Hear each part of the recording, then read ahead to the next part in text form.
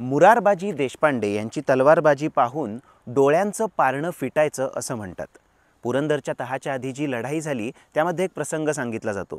त्यावेळेस पुरंदरचे किल्लेदार होते मुरारबाजी देशपांडे आणि ते 700 मावळ्यांना सोबत घेऊन दिलेर खानाच्या फौजेवर आक्रमण करतात। मुरारबाजींचा तलवार चालवण्याचा वेग आणि मावळ्यांचं शौर्य पाहून मुघल सैन्यामध्ये भीतीचं वातावरण पसरतंय हे दिलेर खानाने ओळखलं आणि तो हत्तीवर बसून पुढे आला आणि मुरारबाजींना म्हणाला, ए मुरारबाजी, तुम्हारे जैसा योद्धा हमने आज तक नहीं देखा।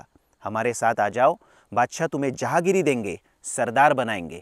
मुरारबाजी म्हणाले, ए दिलेर खान, तुझ्या बादशाची जहागिरी पाहिजे कोणाला?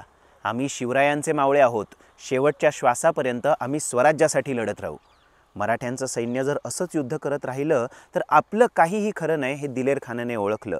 त्यावेळेस मुरारबाजी जमिनीवर उभं राहून युद्ध करत होते। आपल्यासाठी हीच संधी योग्य आहे असं समजून दिलेर खानाने हत्तीवर बसून मुरारबाजींच्या दिशेने बाण सोडला।